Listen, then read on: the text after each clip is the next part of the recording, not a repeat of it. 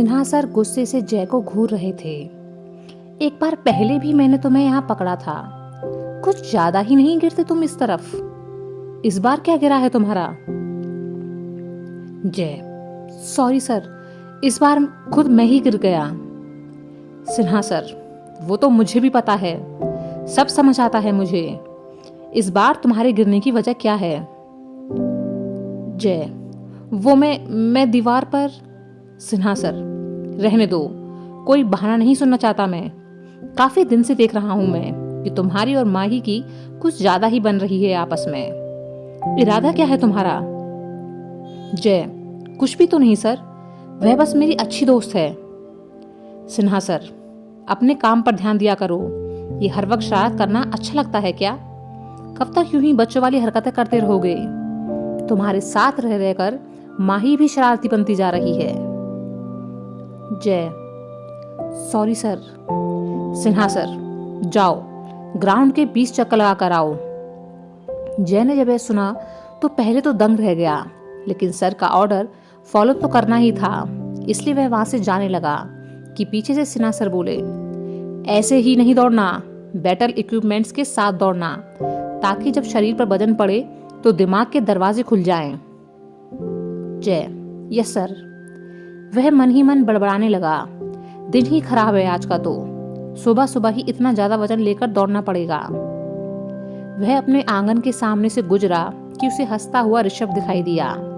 वह जय को ऐसे देख रहा था कि जैसे कह रहा हो कि देख लिया मुझसे पंगा लेने का नतीजा। जय उदास सा वहां से चला गया। सिन्हा सर अंदर गए और माही को बुलाया। सच बताओ, क्या तुम्हारे और जय के बीच सिर्फ दोस्ती है?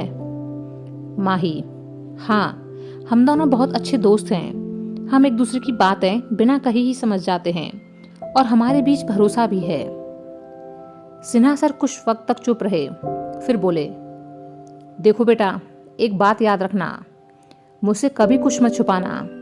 अगर कभी भी तुम्हें लगे कि तुम जय को दोस्त से बढ़कर मानती हो तो मुझसे बेझिझक कह देना, क्योंकि मुझे पता है कि यह लड़का भले ही बहुत शैतान है, लेकिन दिल का उतना ही अच्छा है। तुम बच्चों की खुशी से बढ़कर मेरे लिए कुछ नहीं है। माही अब शांत हो गई। सिन्हा सर उसे चुप देख सोचने लगे, दुनिया देखी है मैंने, मुझे तो ये दोस्ती से बढ़कर ही लगता है। रोहन जल्दी से कमरे के अंदर गया और देखा कि राधा माँ एक ओर शांत सी बैठी थीं। यह देख वह परेशान हो गया और जल्दी से जाकर माँ के सामने बैठ गया। माँ, क्या हुआ? आप ऐसे चुपचाप क्यों बैठे हो? सब सही तो है ना? राधा माँ ने रोहन की तरफ देखा और नम आंखों के साथ मुस्कुरा दी। मेरे ऋषु की शादी होगी, मैं बता नहीं सकती रोहन कि मैं कितनी ज्यादा खुश हूँ। तुझे पता है, मुझे सबसे ज्यादा फिक्र मेरे ऋषु की ही थी, क्योंकि उसके पापा माँ कोई नहीं है, तो उसकी सारी जिम्मेदारी मेरी है। मैं हमेशा सोचती थी कि मेरे बेटे के साथ मैं कुछ ऐसा गलत ना कर बैठूं जिससे उसकी जिंदगी पर गलत असर हो। उसे कभी महसूस ना होने दूं कि वो मेरा खुद का बच्चा नहीं है।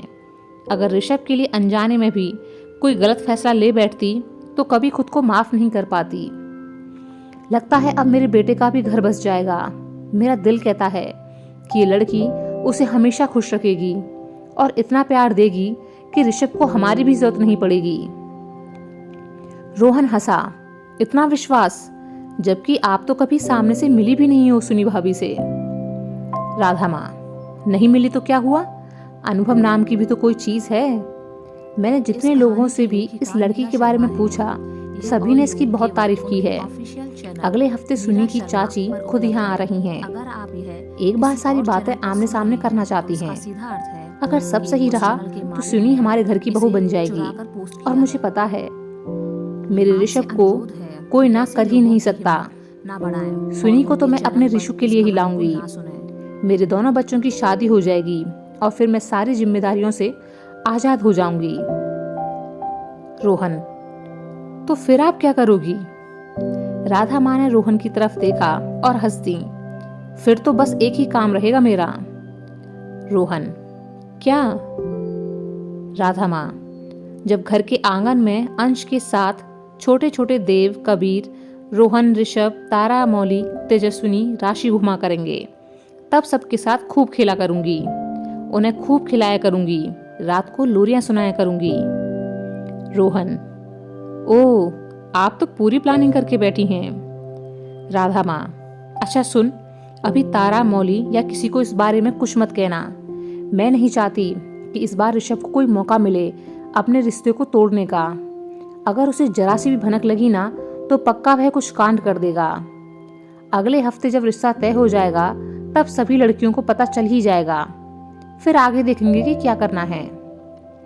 रोहन: पर लड़का लड़की को तो मिलाना पड़ेगा ना। राधा माँ: वैसे तो मिलाने की कोई जरूरत नहीं है, क्योंकि मैं जानती हूँ कि मेरे ऋषभ को मेरी पसंद की लड़की जरूर पसंद आएगी, लेकिन कुछ ना कुछ तो देखेंगे ही। पर रिश्ता तय होने के बाद में ऋषभ को फिर हाँ बोलनी ही है, क्योंकि वो इस लड़की को ना नहीं कह सकता। रोहन: इतना ज्यादा भरोसा भाई पर कि वो ना नहीं कहेंगे, कोई खास वजह है क्या? राधा माँ: हाँ, लेकिन तुझे नहीं बताऊंगी, वो बस हम दोनों माँ बेटे के बीच की बात है। रोहन खुशी खुशी वहां से चला गया। राधा माँ ने अपने कबर्ड से ऋषभ की माँ की तस्वीर निकाली और सुनी की तस्वीर के साथ रख मुस्कुराते हुए दोनों को देखने लगी। फिर कुछ पलों बाद ऋषभ की माँ की फोटो को देखते हुए बोली, बधाई हो समर पिताजी, आपकी बहू मिल ही गई। ये वैसी ही है जैसी ऋषभ चाहता है। राधा माँ ने कमरे की एक दीवार पर लगी अपने सारे बच्चों की तस्वीरों को देखा। अब बस तुम सभी हमेशा खुश रहो और तुम्हारे बीच का प्यार और अपनेपन का एहसास हमेशा यूं ही बरकरार रहे। मुझे अब और कुछ नहीं चाहिए, बस मेरे घर की खुशियों को किसी की नजर ना लगे। इधर जय ग्राउंड के 20 राउंड लगाकर वापस हांफता हुआ आया और अपने कमरे में जा बिस्तर पर बैठ गया। तभी ऋषभ हंसते हुए उसके पीछे आया। क्यों छोटे, कैसी रही? जय चिढ़ते हुए बोला, आप तो रहने ही दो, मुझे फंसाकर पतली गली से निकल गए और मेरी बिना वजह परेड निकल गई। ऋषभ: तू तो गुस्सा हो गया? जय दूसरी तरफ चेहरा कर बैठ गया। बात ही मत करो आप तो मुझसे। ऋषभ उसके पास आ बैठा और उसके गालों को पकड़ खींचते हुए बोला, तो तुझे कितनी बार मना किया है टेडी बियर कि मुझसे मत उलझा कर, पर तू मानता कहाँ है? जय ने उसके हाथों को हटाया। हाथ मत लगाओ, मेरे गालों में दर्द हो रहा है। समझ नहीं आता कि मैं इंसान हूं भी या नहीं। उधर सिन्हा सर 25-30 किलो के बैटल इक्विपमेंट के साथ मुझे घोड़ों की तरह दौड़ा रहे हैं और इधर आप और माही मिलकर मुझे भालू बनाने पर तुले हुए हैं। ऋषभ हंस दिया। फिर तू क्यों मेरी खिंचाई करता है? मत किया कर ऐसी हरकत। जय: मैं नहीं मान सकता ना। ऋषभ चौंका। क्यों? जय: देखो, जैसे एक म्यान में 2 तलवारें नहीं रह सकती, वैसे ही एक छत के नीचे 2 कांडी भी नहीं रह सकते। या तो आप कांड करना छोड़ दो या फिर मुझे इतना मजबूर कर दो कि मैं खुद ही कांड करना बंद कर दूं। ऋषभ हंस पड़ा। बहुत शैतान है तू। चल, सिन्हा सर के साथ मीटिंग है। जय और ऋषभ जय के कमरे से बाहर निकले तो देव मंजीत कुछ बातें करते दिखे। ऋषभ जय भी वहां आ खड़े हुए। ऋषभ: क्या बातें हो रही हैं तुम लोगों की, हमें भी तो बताओ। देव: माँ से बात हुई थोड़ी देर पहले, रोहन की शादी तय हो गई है, लड़की ऋषिकेश की है, ज्यादा बात नहीं हो पाई मेरी। जय और ऋषभ यह सुनकर खुश हो गए। देव: अच्छा ऋषु, तेरे पास डॉक्टर सुनी का नंबर तो है ना? ऋषभ कुछ कहता कि जय बोल पड़ा, हाँ है ना, बड़े प्यार से संभाल कर रखा है इन्होंने। ऋषभ ने उसे डांट लगाई, चुप कर वरना। जय ने अपने गालों पर हाथ रख लिया। अच्छा ठीक है, सॉरी। ऋषभ अपने फोन में सुनी का नंबर सर्च करते हुए बोला, वैसे तुझे क्यों चाहिए उसका नंबर? देव: मैं कुछ सोच रहा हूं। मंजीत: क्या सोच रहा है? देव: अरे वह मेरे फूफाजी का लड़का है ना, आदित्य, जो नेवी में है। मंजीत: हाँ। देव: मैं सोच रहा हूं कि उसकी और डॉक्टर सुनी की शादी करवा देता हूं, दोनों की जोड़ी अच्छी रहेगी। सुनी का नंबर निकालते हुए ऋषभ ने जब यह सुना तो उसकी उंगलियां अपने आप रुक गईं। वह हैरानी से देव की ओर देखने लगा। जय भी अचंभे से कभी ऋषभ तो कभी दोनों दोस्तों को देखता। कुछ ही पलों में उसे सारा माजरा समझ आ गया। ऋषभ के चेहरे के उड़े रंग को देख जय, देव और मंजीत को हंसी तो बहुत आई, पर तीनों चुप पड़ गए। देव, क्या हुआ? नंबर देना। ऋषभ, लेकिन तेरे उस भाई की सगाई हो गई थी ना? देव, हाँ, लेकिन सगाई टूट गई। मैं सोच रहा हूँ कि सुनी से बेहतर और कौन हो सकता है। मुझे नंबर तो दे, उससे बात कर लेता हूँ। ऋषभ अपने गुस्से को काबू में करने की कोशिश करने लगा और फोन तुरंत ही पॉकेट में रख लिया।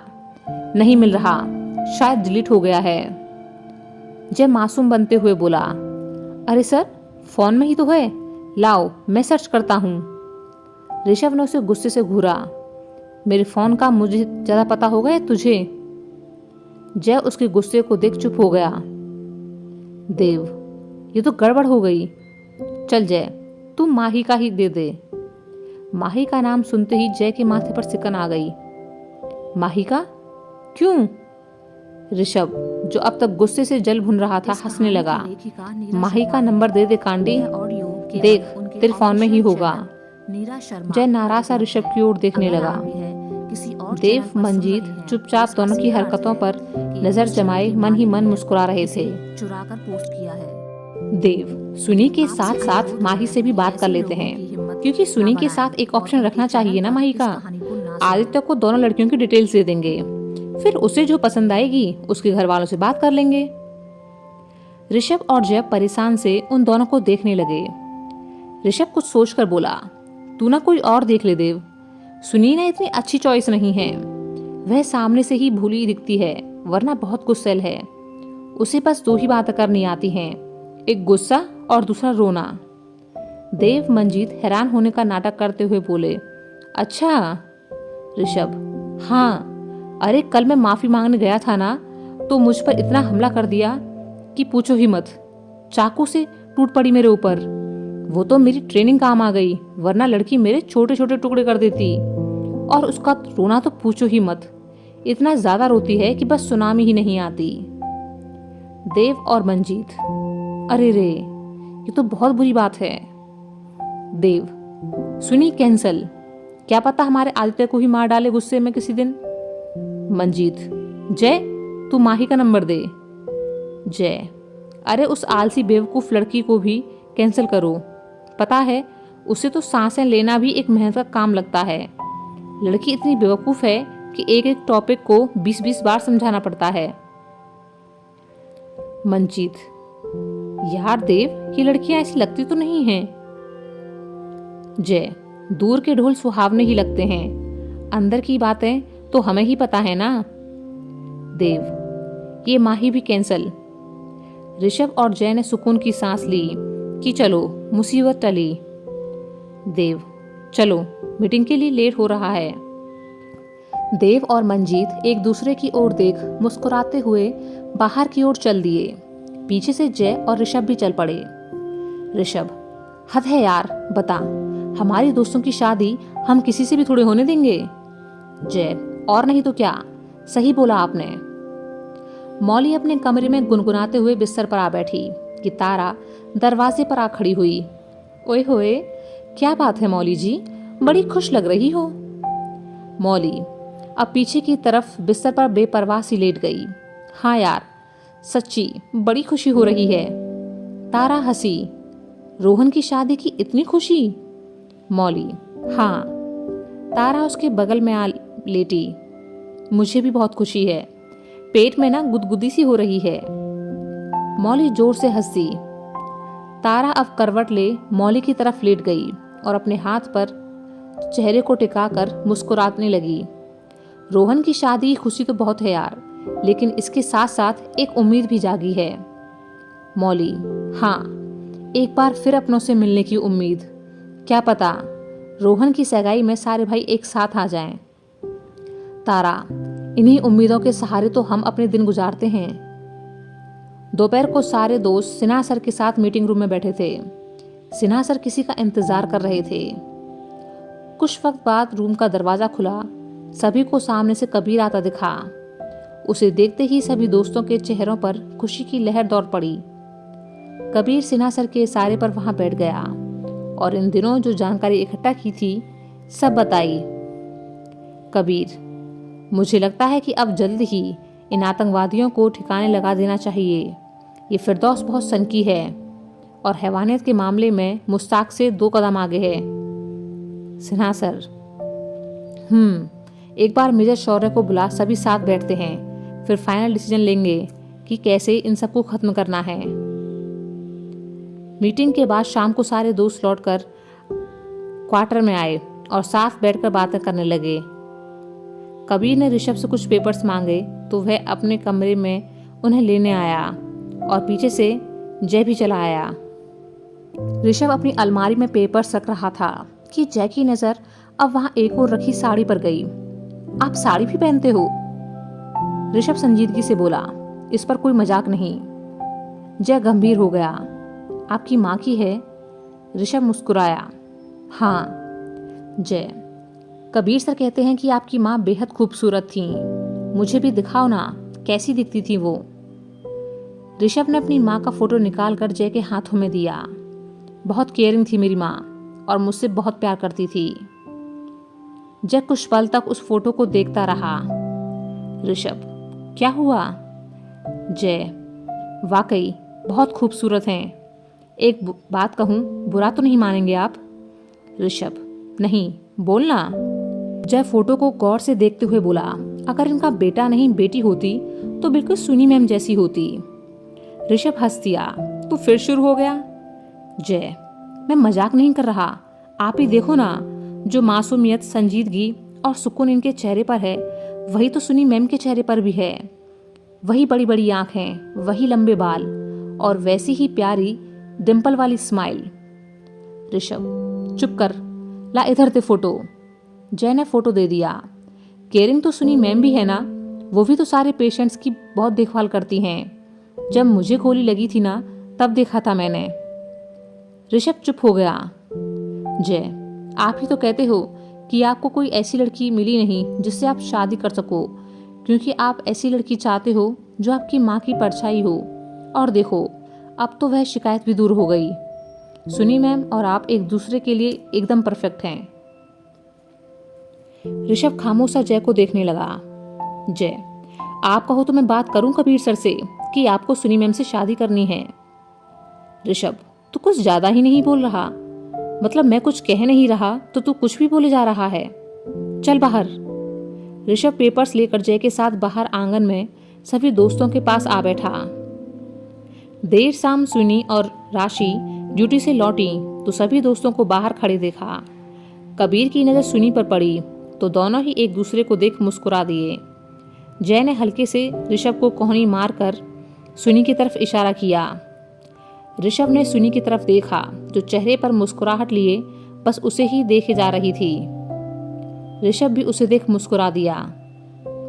इतने में उसे देव की आवाज सुनाई दी, जिसने पास से गुजरती हुई सुनी और राशि को पुकारा, आप लोग कभी हमारे साथ भी बैठिए ना, हर बार बस आते जाते ही मुलाकात होती है। कुछ वक्त साथ गुजारेंगे तभी तो एक दूसरे को समझ सकेंगे। देव ने मंजीत की तरफ देखा। मंजीत आगे बढ़ा। बिल्कुल सही कह रहा है देव, तो बताओ कब आप दोनों फ्री हो? सुनी राशि ने एक दूसरे की ओर देखा, फिर राशि बोली, कल हमारी रात की शिफ्ट है, दिन में हम फ्री हैं, आप लोग देख लीजिए अगर। मंजीत, हाँ जी बिल्कुल, कल सुबह यहीं आंगन में आकर बैठते हैं। सुनी और ऋषभ की नजरें बार बार एक दूसरे पर आ ठहरती। कुछ वक्त बातों के बाद दोनों लड़कियां अपने क्वार्टर में चली गईं।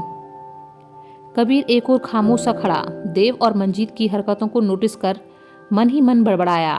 मतलब इन्होंने भी आखिरकार नोटिस कर ही लिया और अपनी साजिशें शुरू कर भी दी।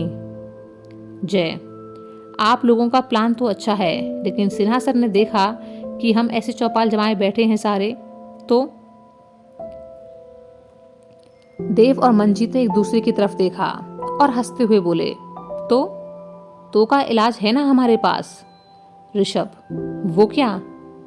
दोनों दोस्तों ने कबीर की ओर देखना शुरू कर दिया। तो क्या इरादा है कबीर? कबीर उनकी नज़रों में छिपी शरारत भांप गया। किसी दिन तुम मेरा कोर्ट मार्शल करवाओगे पक्का? देव, तेरा कोर्ट मार्शल हो ही नहीं सकता। बस तू ये बता कि सिन्हा सर वाली परेशानी कैसे दूर करनी है। कबीर कुछ सोचकर मुस्कुरा दिया।